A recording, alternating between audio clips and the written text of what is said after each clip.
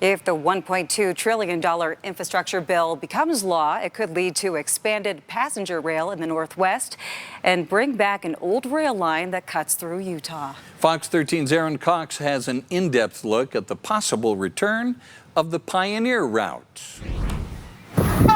Amtrak trains connect cities and towns all across the United States, but if you look at the route map, you'll see a blank space in the Northwest. There are a few east-west connections, almost zero north-south connections, and huge areas that are void. Dave Strawmeyer, a county commissioner in Montana, is part of a larger group hoping to kickstart passenger rail in the region. With the Pioneer Route that would connect perhaps Salt Lake City or Cheyenne, Wyoming, through Boise and on up to Portland, Oregon, this is a portion of the region that has been underserved by passenger rail for far too long. The Pioneer Route connected cities from Chicago to Seattle, including Salt Lake City, with service 3 times a week for 20 years until 1997, a connection the Boise City Council hopes to bring back. Folks in Eastern Oregon and in Southern Idaho need to get to Boise, especially in the wintertime, and having a non-driving choice to do that is very important. Elaine Clegg, president of the Boise City Council, passed a resolution to bring back the Pioneer Line, largely for economic reasons. Say it goes from Portland to Salt Lake, so you've got that point to point.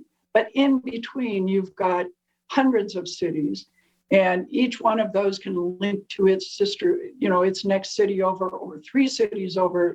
Though many I spoke with support starting up the old line again, they admit it's a lot more complicated than just picking up from where they left off. Vern Kiesler with the consulting firm Parametrics helped develop the rail plan for the Utah Department of Transportation. In 2008, they looked into what it would take to restore the Pioneer Line. They come up with 4 different options to reinstate the Pioneer.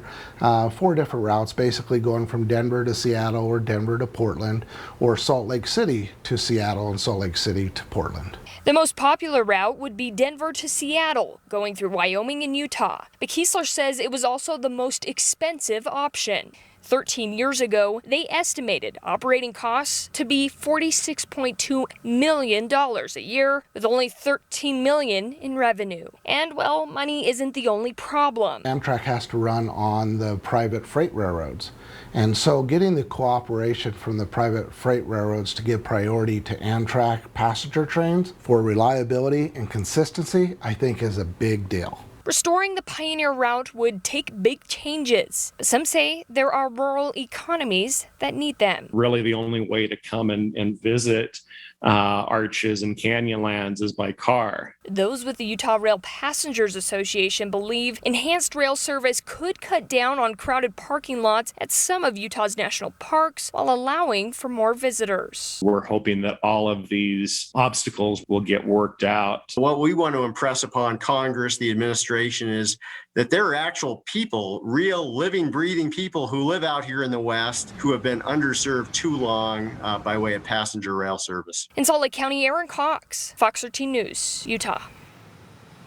In a statement shared with Aaron, an Amtrak spokesman said they are ready to, quote, rebuild core infrastructure and replace equipment, end quote, with the money promised in the infrastructure bill. Amtrak, however, has not acknowledged the Pioneer route in their recently published expansion plan.